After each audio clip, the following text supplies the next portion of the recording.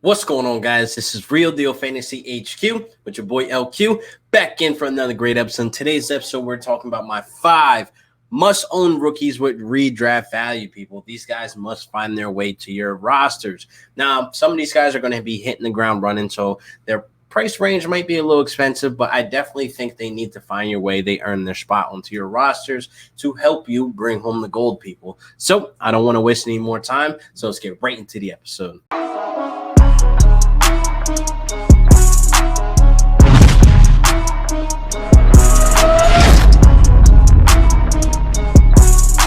So we are here to talk about the 5 must-own rookies. Thank you, God, the draft is over, people. I'm sick of the arguments, debates, speculations, the mock drafts, et cetera, of where these guys are going to be going. So I definitely think, it's a breath of fresh air. That means that fantasy football season's on the way. Football season's on the way. Start hearing about training camp, OTAs, the coach talk, beat writers, et cetera. I'm all here for it, people. The season is upon us. So I definitely think, these 5 rookies need to find their way to your roster to help you guys bring home the gold. I definitely think first up, I'm going to be talking about Najee Harris, people.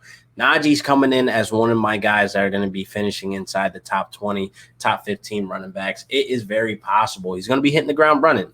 No pun intended, but he definitely has the best situation out of all the rookie running backs where he's going to be coming in as the RB1. That's also where you're seeing the Chris Carsons, the Montes, the Hunts going. I definitely think Najee fits in between these guys to where you can pick him up and he could be a nice addition to your team as a RB2.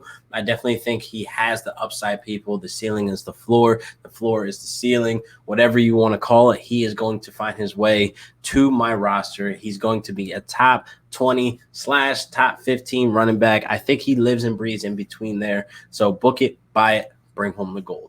Now, Devonta Smith found his way to Philly. Now, it might be a debate that he probably wasn't the best wide receiver on his team, but he is going to Philly to where on his current team, he is the best wide receiver on that team, people. Devonta Smith will be the number 1 wide receiver there.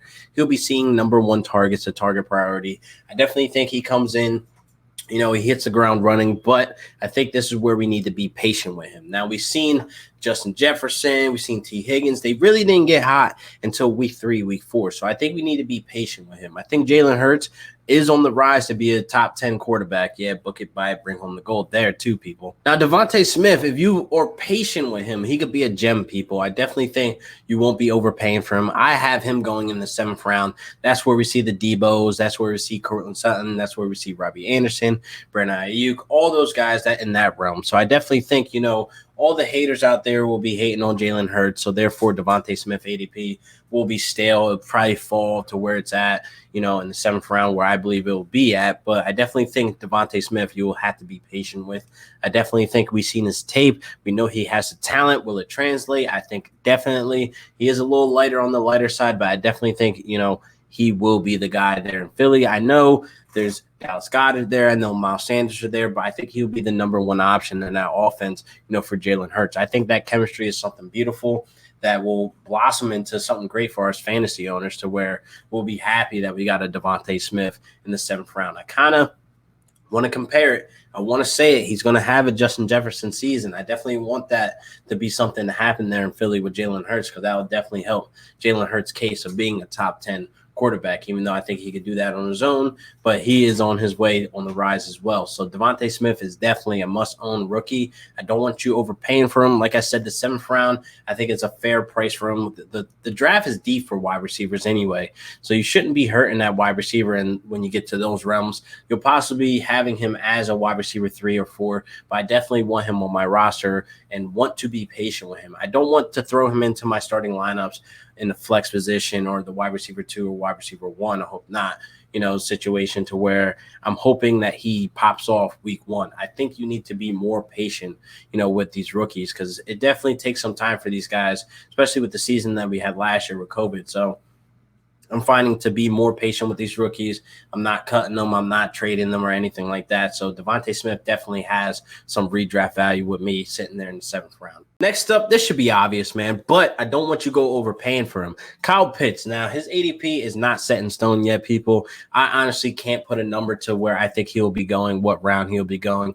But if I had to be comfortable taking Kyle Pitts in redraft, my comfortability is in the 10th or beyond round. That's just me. But I know he's not going to go there. Me saying that, knowing in the back of my head, in my heart, that's not where he's going to go. You're going to get that league mate that's going to take him in the 6th, 5th round. That's going to be looking crazy as hell. But hey, Kyle Pitts is that dude. I am not going to be shitting on his talent. His college tape is, oh my God, it's disgusting. The dude is a freak athlete. He's a stud, and he's on his way to Atlanta. Now, that offense is pretty, explosive already with Calvin Ridley there. You still have Julio Jones there, and I definitely think, Julio Jones is still going to be a factor. When it comes to the target shares, I definitely still think it'll be Ridley, Jones, and then Pitts. But if there's a slight chance that Julio Jones faces injury again, or if he ends up taking a step back due to the injury that he had last season, I definitely think Pitts has, the option to be the number 2 in that offense. So I definitely think Matt Ryan has some toys to play with, some tools, I should say, to actually execute a winning season. And I definitely think, this should be, Matt Ryan's comeback year as well. I think Kyle Pitts brings in another dynamic. He definitely helps in the middle of the field. It'll be a constant mismatch with these linebackers, but they'll be having to run that 12 personnel, with Hayden Hurst still there, be able to block. But I think, Kyle Pitts will be, a weekly kind of like, you'll have to play it by matchup. That's why I don't want you guys to overpay. I definitely think you will have to play it by year in year one, because there's only a few tight ends that hit the ground running as a tight end 1. There's only really 2 in the recent years, and that's Gronk, who finished tight end 9, and then there's Evan Ingram, who finished tight end 4, being a top 5 tight end in their rookie season. So it's really not something, that happens too often. It's always that year 3 breakout when we talk about tight ends. So that's why I don't want you going, too crazy with the ADP of overpaying for Pitts, because you could easily get burnt in that year 1 with the tight end. But overall, if I'm comfortable with taking Pitts in that 9th, 10th, 11th round or anything like that, I will have to have a secured, tight end 1. This will be the year where I'm not straying away from, drafting 2 tight ends. If I end up with a George Kittle and I end up with Pitts in the later rounds, then I'm not, too mad about that. If Pitts end up popping off on my bench or in my flex position, while I got Kittle in, then hey, of course I'm going to trade him to get that bang for your buck for other positions that, I'm lacking at. But I definitely think Pitts brings in, some day one, hitting the ground running value. The ceiling is there, the floor is there for him to be a weekly starter and starting lineups. But again, it's very rare that, tight end 1s come in that rookie year. But we shall see. The man's a freak athlete. Next up, I got Michael Carter. He is a New Jersey Jet. Yes, I said New Jersey Jets. DM me if you want to fight. But anyway, Michael Carter is coming into the best situation possible for him. He's going into a running back room where it doesn't exist, where it's just him in the room just looking around like that John Travolta meme. Like there's nobody there that I think will be able to take his job. I think Michael Carter hits the ground running as a guy who has opportunity. It's just that, a lot of people don't really like taking Jets players, but it's a new system, a new head coach, new scheme, new everything. I'm not taking too much of stats last year into consideration about the Jets because it's just a new team in general. This could be possibly what we saw happen with the Rams with Jeff Fisher, and then Sean McVay came in. They came in looking explosive. The playbook was more open. It wasn't dull.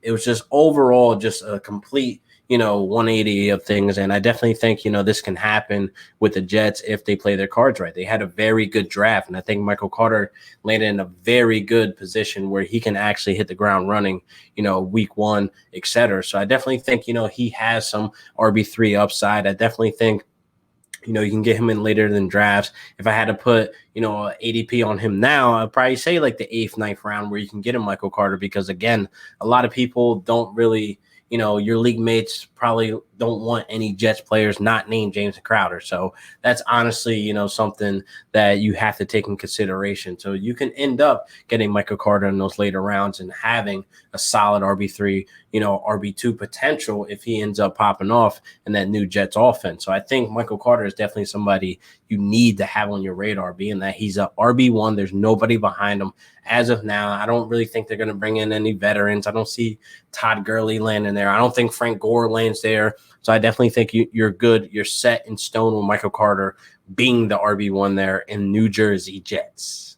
Next up, a lot of people were questioning about the Jaguars taking Etienne, but Travis Etienne, in my perfect world, him and James Robinson can coexist, or Etienne ends up being the guy. So I definitely think, it was questionable of why they did that, but it makes more sense. Urban Meyer wants speed on his team, and I think that's why I'm leaning towards Etienne being the guy as the 1A of this situation. They do run the 1-2 punch with him and James Robinson. So I definitely think Etienne comes in with the speed. He's fast. He's explosive. I definitely think, he could be a third down back. He'll be seeing a lot of, looks out of the backfield, because honestly, him and James Robinson had the same exact, PPR upside if we can compare Etienne's college and NFL to James Robinson when it comes to targets out of the backfield. They both saw 60 targets out of the backfield, and they relatively both caught, 48 to 49 catches. So Etienne with the 48, James Robinson with the 49 catches. So same, but different. So I definitely think Urban Meyer is going to lean towards the guy that has more speed, who can get more yards, because when it came to yards out of that, out of the receiving yards, James Robinson only had 374, and then Etienne had 588. So therefore that gap is like this when it comes to the guy that can get the ball in his hands in open space and create more yards. So I definitely think, Urban Meyer is going to lean more towards that way.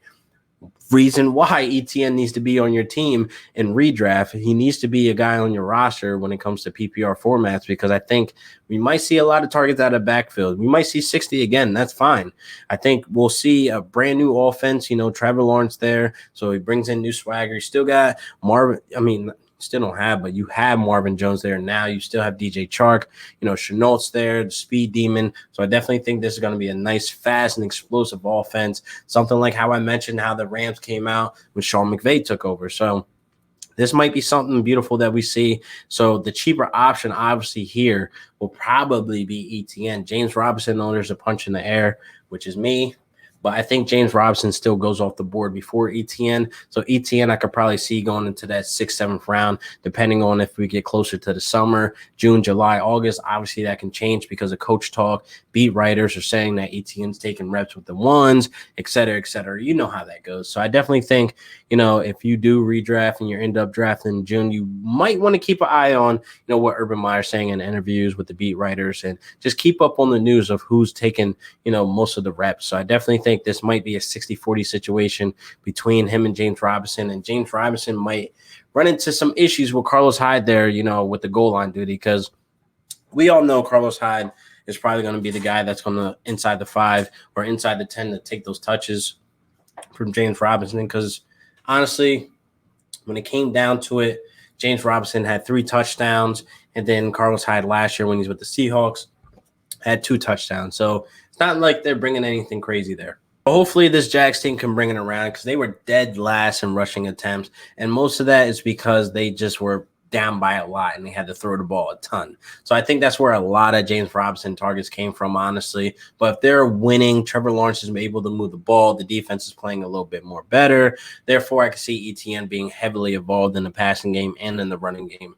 I think James Robinson will become, a lot of touchdown dependent, but Etienne is definitely a guy that needs to be on your roster, people. Urban Meyer's going to lean into his new toy. He inherited James Robinson, so there's really no owed loyalty there. So I think Etienne most likely will be the 1A in that situation, so he needs to be on your roster, people. The dude is explosive. So that wraps up my 5 must-own rookies that have redraft value. Hopefully you guys enjoyed the episode, and I'll see you guys next week for another great episode of Real Deal Fantasy HQ with your boy LQ. Peace.